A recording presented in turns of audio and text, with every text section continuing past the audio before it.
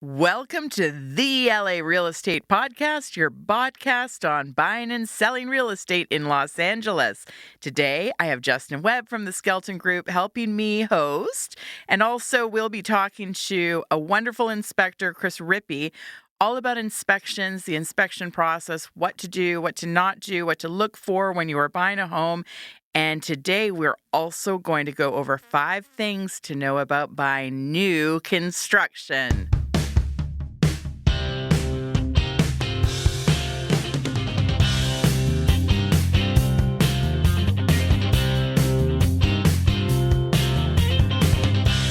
Hi, Justin. Hey, Sarah. How are you? I'm doing great. Yeah, I'm doing great too. I've had about 4 cups of coffee right before this podcast. Lightweight. So I'm feeling really peppy. I drink 2 pots of coffee every morning. You have to. Well, you have a baby. Yeah. Although she's not really a baby anymore. She, in the last 2 weeks, she's turned into a little girl. It's crazy. Oh, my God. My kids are growing so fast. My eldest is now in a size 8.5 men's shoe, and he's 12. Wow. That's almost as big as my foot. I know. He's like, pretty soon he's going to be taking us over all of our shoes. But anyways, yeah, they keep growing, and it's wild. But let's get into some real estate, because that's what everybody's here for. Here we go. All right, Justin, let's talk a little update about what is going on in the market, what you're seeing in Northeast LA, what we're seeing kind of all over Los Angeles. Recently, we've had, a few offers accepted for buyers. And usually in our market, especially when people are in a lower price point, under $1 million or under 1.213, which I know sounds crazy that that's a starter home, but that's our market in Los Angeles. The last few years, multiple offers, rejection.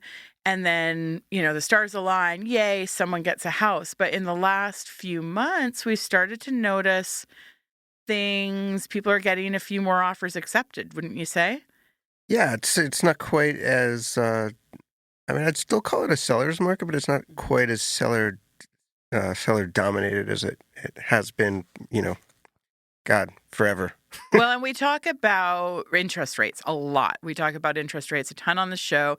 Rates have gone up. So people, really, when you're buying a house, one of the most important factors that you're going to analyze when you're placing your offer is what your monthly payment is going to be. That is the most important factor in your finances, because no matter what you pay for a house on paper, that's not actually what you pay. You pay over many, many, many years the principal and interest. And that is going to determine what your monthly payment is going to be.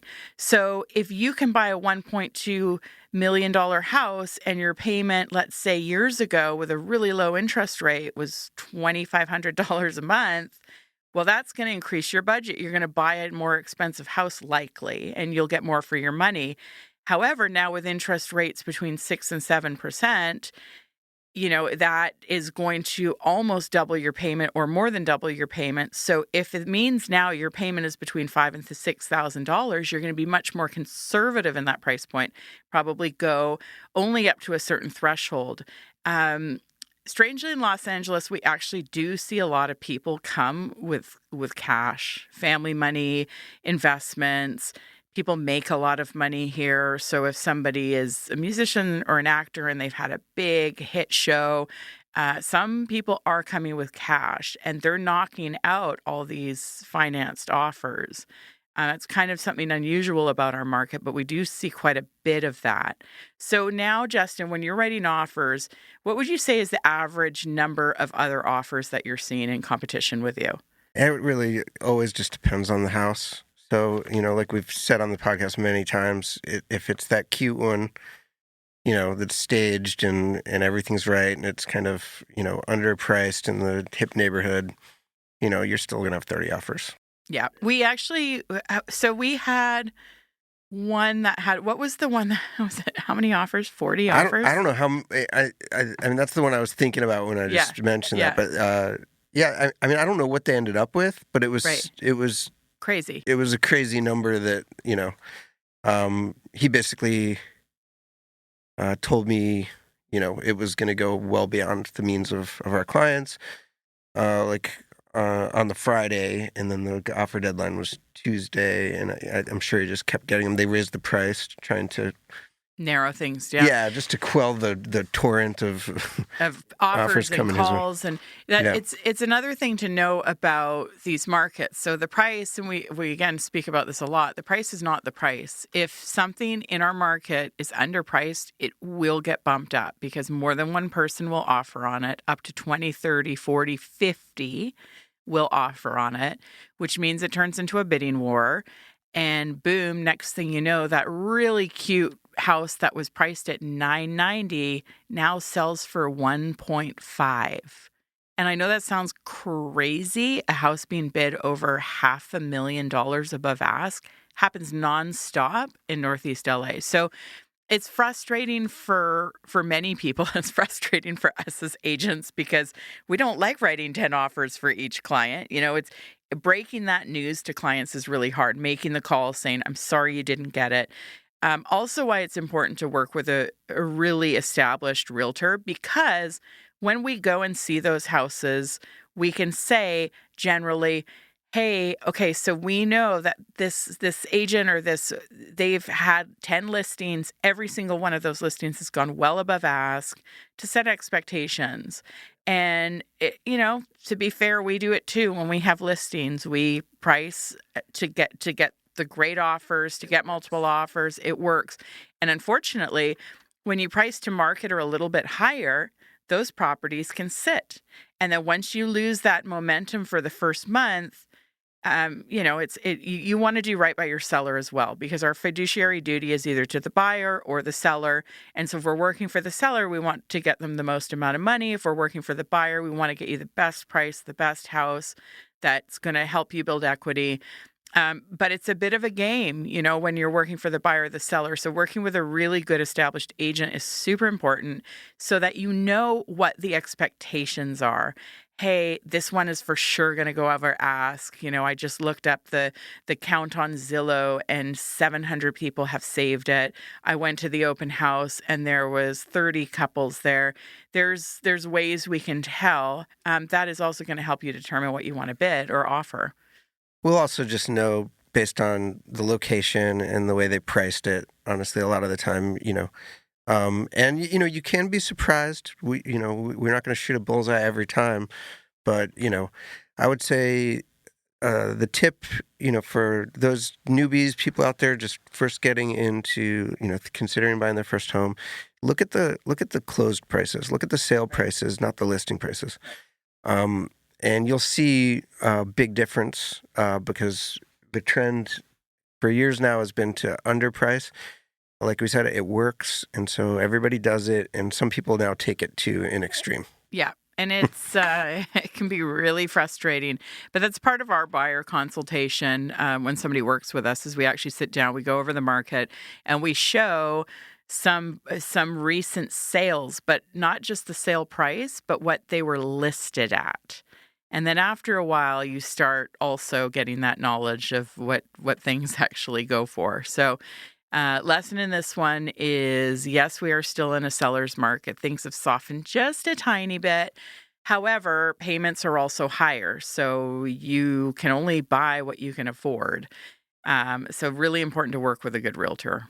And I should say right now when we're recording this, it's been couple weeks straight of pretty significant rate drops. Yeah. If that continues by the time you're listening to this, we could have a full-on seller's market back. Go crazy, crazy, crazy pants again. So we are expecting if rates drop significantly, then the market will go absolutely bananas because every single buyer that's ever considered buying and decided to put their search on hold while the rates, for the rates to come down, the rates come down, and next thing you know, you have 10 times the people looking. That is going to drive prices up even higher.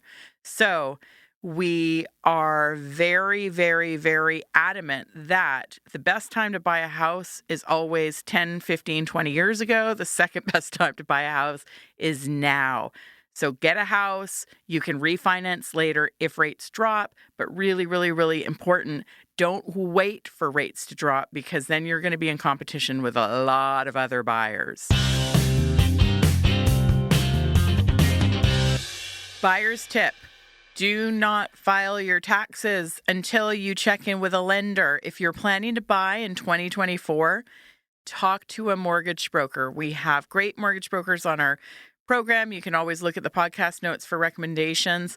Do not file your tax return until you speak with your mortgage broker because it could very dramatically change the way you file your taxes. Hey everyone, this is part 1 of our interview with Chris Rippy, and I know you want more. One episode is not enough. So the interview has been split into 2, and you get to hear the rest of it on the next episode. Chris Rippy on the line with us, one of my favorite inspectors. Chris, I've been working with you for years and years now, maybe even a decade. Pretty close to it, I think. So Chris, how long have you been an inspector for? I am celebrating 17 years in the business now. Wow. And how many spiders have you seen in those 17 years? More than my fair share. I have a lot of little crawly friends out there for sure. Oh my gosh. Okay. So we have this, our podcast is for first-time home buyers. And one of the biggest, most important things that we say to every single buyer is to get a home inspection, always. So what would you say in our Los Angeles market are some common things that people would likely find during an inspection that, let's say, is not a huge deal, but you see it a lot? Well, I think, it ranges, from one neighborhood to another, obviously. And of course, you were talking about flips and sometimes, we'll get houses that have the same owner for 40, 50 years. So it can vary a little bit, but a lot of what we find is, and things that don't create much of a problem are, appliances that don't operate, or, we've got some small plumbing issues, maybe find a small leak or 2 underneath sinks, that type of thing. Maybe a toilet that's not flushing adequately. So some fairly small things that we find almost daily and can easily be rectified. And then what about things that are absolute deal breaker walkaways to you? What are some of the things? Because most things can be repaired, but it just costs money and time. But what are some things that you would say if you saw it during an inspection, you would actually tell a buyer to walk away? Well, I can count on one hand how many times I've said to, a client that this might be the one to walk away on. And more often than not, it really comes down to foundation. This is typically where we find the big ticket items. But of course, keep in mind, a lot of what I do is managing people's expectations. And so, what I find to not necessarily be a big deal may be exactly the opposite in the eyes of that potential buyer. And so, part of my job is to manage that, obviously. But I would say from a technical standpoint, that more often than not, it is the foundation, whether it is a major structural concern, the house or the foundation has experienced some major damage as a result of an earthquake, or in some cases, man-made. We've seen that. But more often than not, that's what it is, usually foundation. So, Chris, can you please describe to me a little about when you walk into a house, the buyer's there nervously stomping around, looking at everything.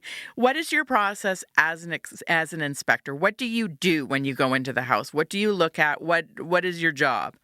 Well, there's quite a bit, obviously. For me, at least, personally, the first thing I do is I like to try to get to know the people I'm working for and working with.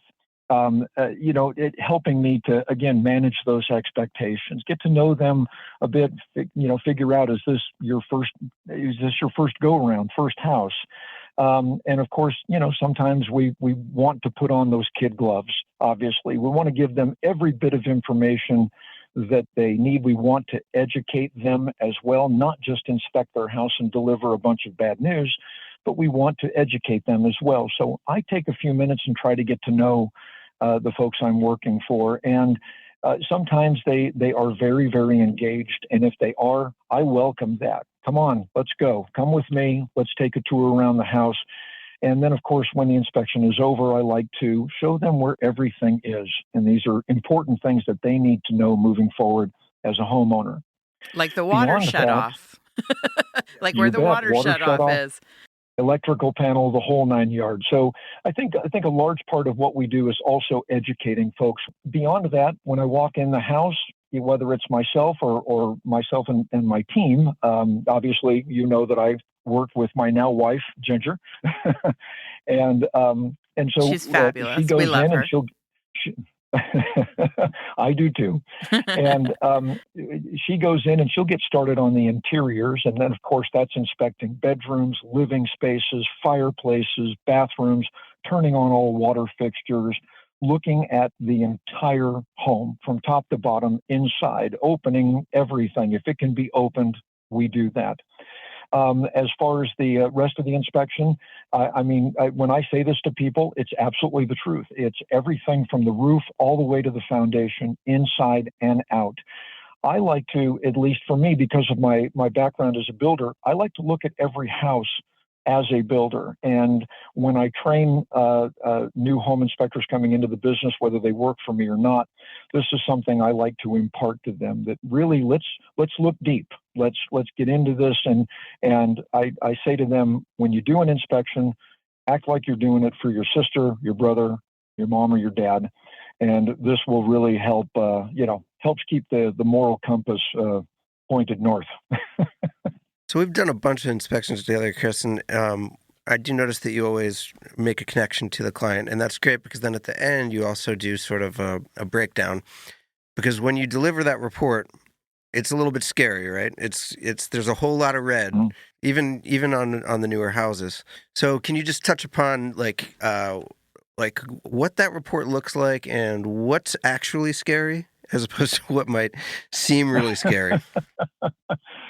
Well, great point. Again, I think it's really important for every inspector out there to take the time to go over that summary on site. And I realize we can't always do that. Sometimes there are time constraints, and sometimes we don't have clients on site, and sometimes we have to disseminate that information directly to. I've had to do it to family members, or of course our real estate agents.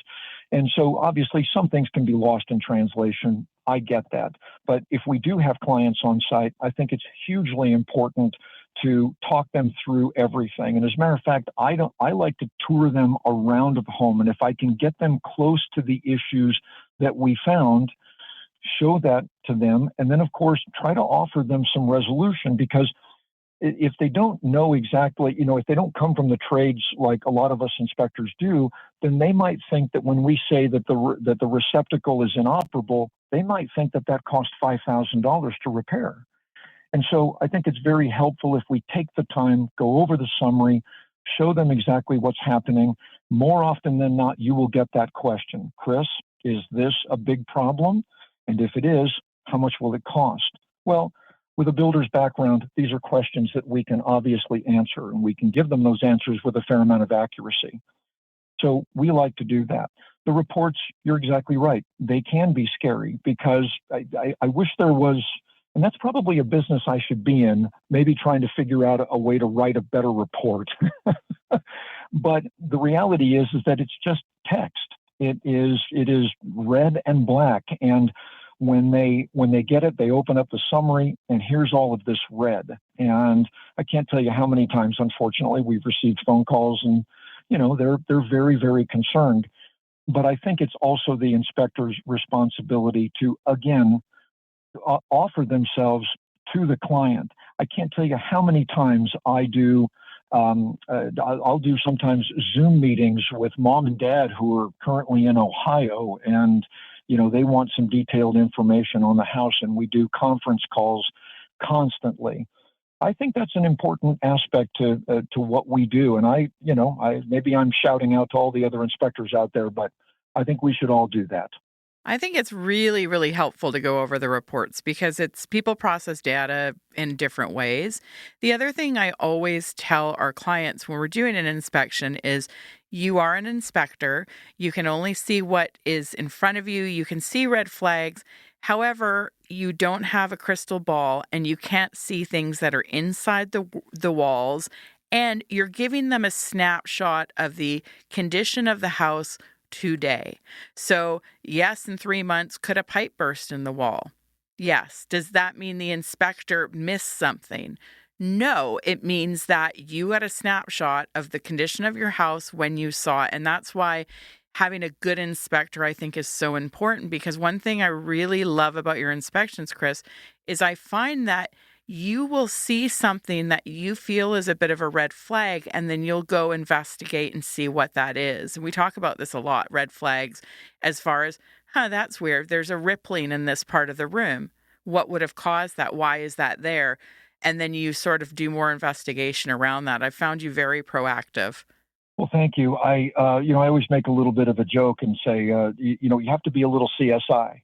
And I think that's very important. And again, it does relate to a level of experience, obviously, whether you've been experienced prior to being an inspector, or obviously if you spend 15, 20 years in the inspection business, you're going to get that experience. But regardless of how you get it, that really does help you when you're doing the inspection. And I'm the guy. I mean, I've been curious ever since I was a kid. If there's a door, open it, look through it. And this is something, again, I try to impart to the folks that come to me for training as a home inspector, which is always be curious and always be willing to go that extra mile.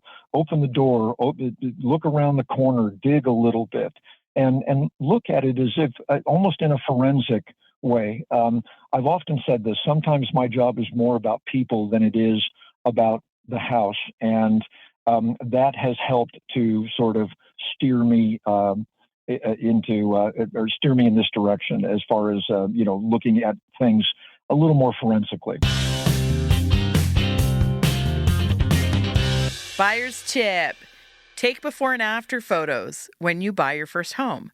Take photos of, you might have some listing photos, but go and take some photos. Have someone take a photo of you and your spouse or your partner or your kids in front of your home.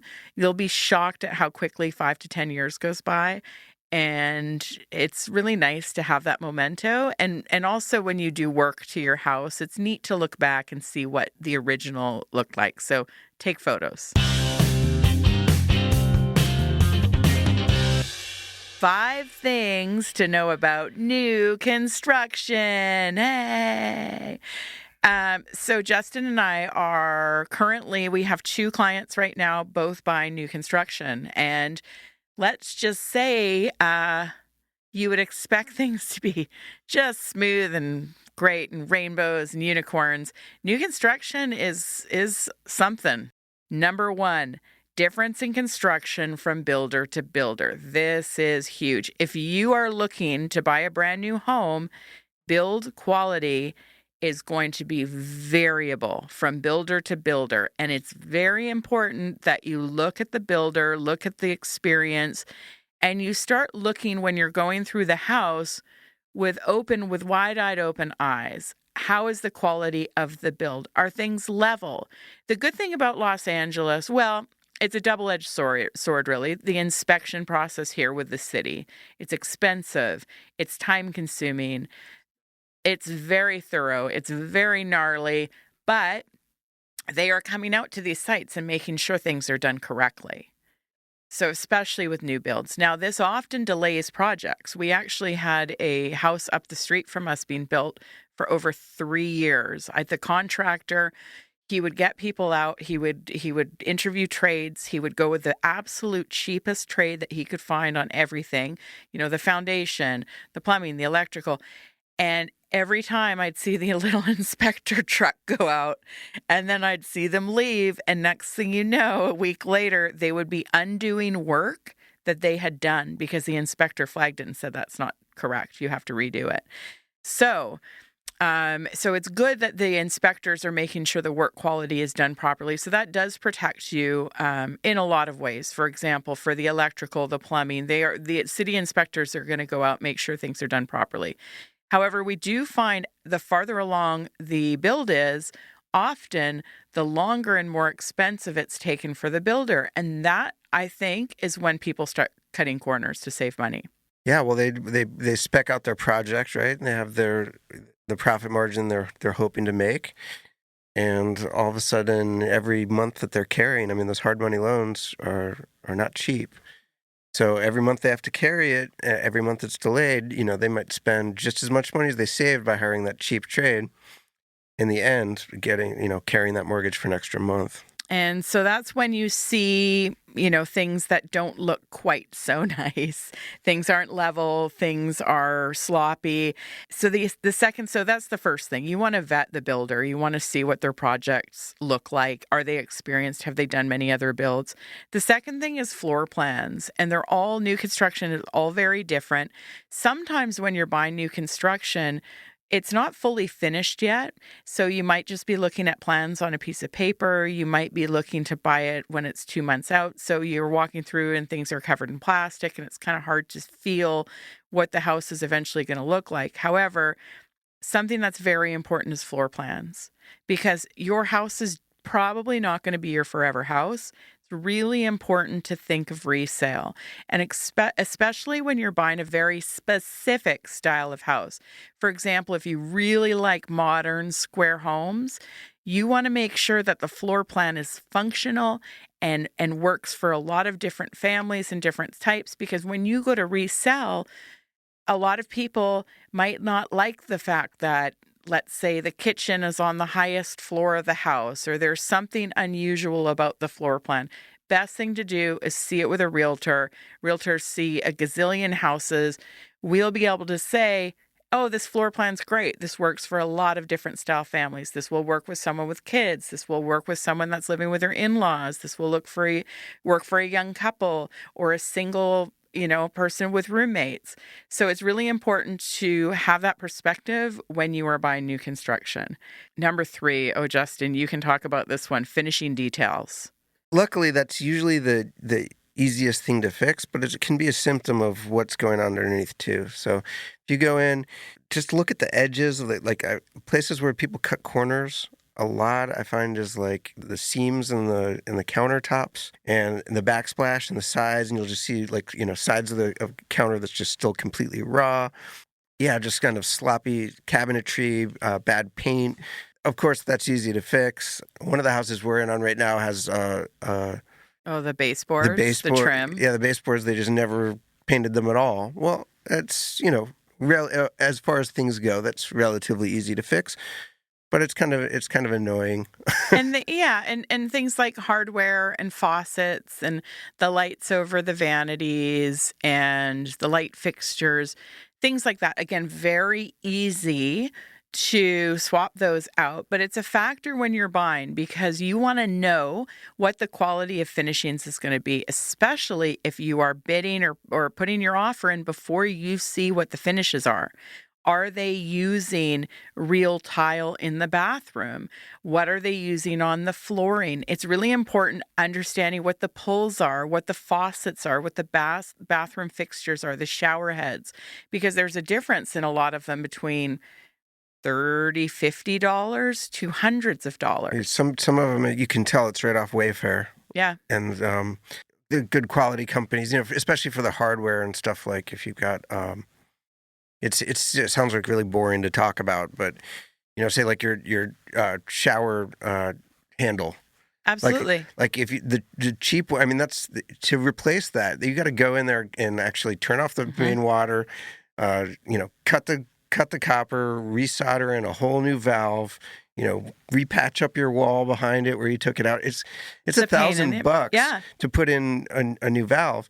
So if you got a cheap one that it might break in a year or two, right? A good one will last 30 years. For someone to save maybe $150 on a fixture. Yeah. But if they're putting 3 in and they're putting the faucets in, and it's a difference of thousands of dollars for the contractor. So when you place your offer, if the fixtures are not in yet, make sure you get a schedule, which is basically a list showing what fixtures they plan to put in.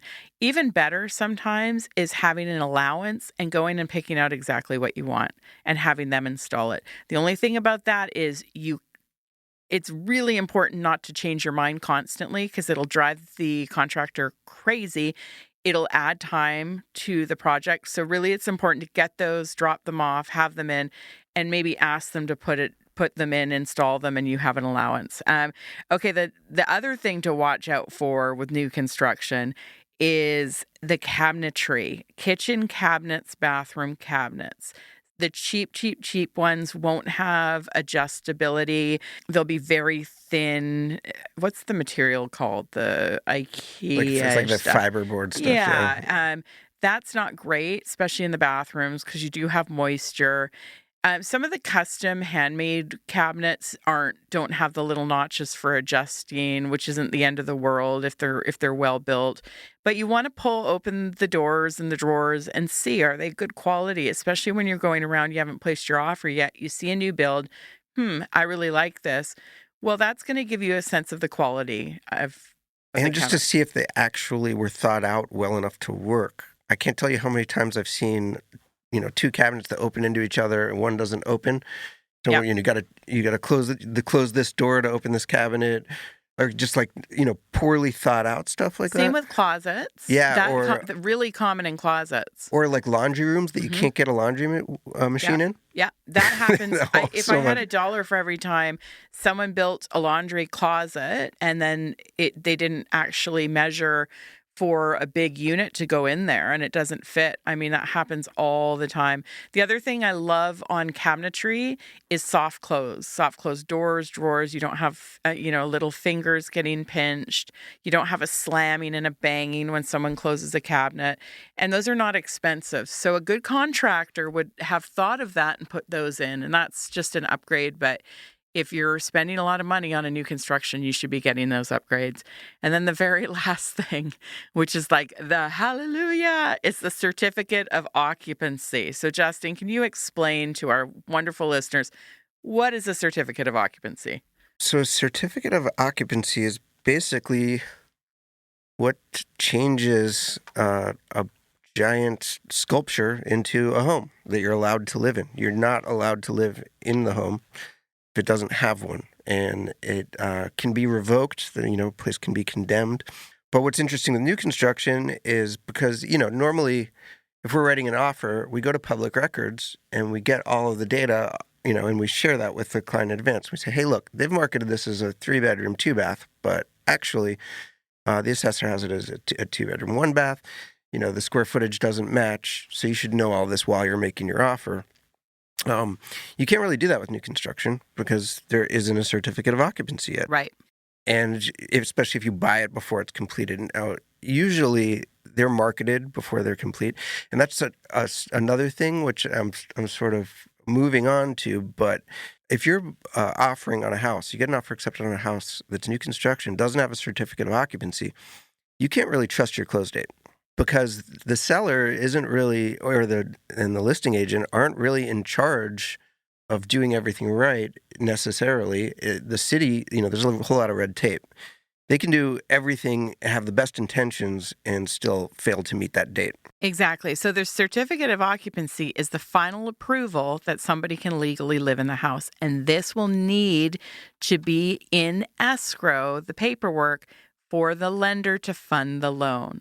So you cannot close on your property until you have a certificate of occupancy. Unless you're one of those cash buyers, in which case, please call the 800 number. Call the 800 number. And insurance is an issue, all these things. So the certificate of occupancy is incredibly important, and the amount of delays that it has caused over many, many, many years, because one little hiccup or another will delay the certificate of occupancy.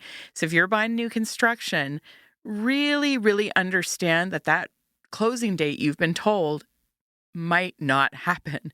Do not plan your moving trucks. Do not hire every subcontractor you're going to have to install things for the day of close, because that date very likely could shift anytime you're dealing with paperwork and departments and bureaucracy, delays can happen. And it's not just that, oh, we're going to get the certificate of occupancy, we can close today. That's not how it works in Los Angeles. There's a whole process before you can close. And so the lender would likely need to see the certificate of occupancy before they would fund the loan. Well, the loan funds usually get in the day before, and then you close the day after. So it's a process, and there's a couple dominoes that have to fall down. And every department needs to give final. So before they're allowed to give the certificate of occupancy. So all those dominoes have to fall. So streets and sanitation, they got to approve the grading, they've got to approve the electrical, they got to approve the plumbing, all of that stuff on new construction and more. That I'm not a builder. That's just to name a few headaches that I had over the years. Yeah. And there's and it's a headache for you as the buyer, big headache for the builder and for the realtors. Yeah. But I guess the point is that don't think because it's a new house, it's an easy escrow, and everything's going to be super smooth. In a way, it's kind of harder. It can be challenging. It absolutely can be. And then the other thing is, your final walkthrough. This is more than 5. I'm adding one more thing. The final walkthrough on new construction is really important. Before you close, you need to go back to the property, go through it once more, make sure all the things that were supposed to happen. Oh yeah, we're going to fix this light in the closet. Oh yeah, we're going to touch up the paint here or there. Often builders have more than one project going on. Often there's sub-trades. Often there's many people involved. And sometimes they're not on the same page and things get missed and things get forgotten. So go to your final walkthrough, go room to room, try the appliances, make sure the gas is working, and do all that so you get a wonderful, happy home. And we're not saying don't buy new construction, but just go in with your eyes open, and hopefully some of our tips will help you in the process.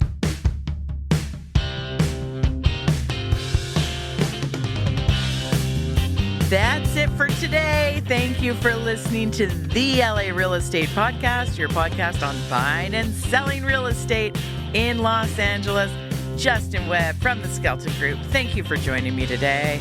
Thank you for having me. Thank you to Chris Rippy for being on the podcast. Great inspector. Make sure you check the podcast notes so you can contact us.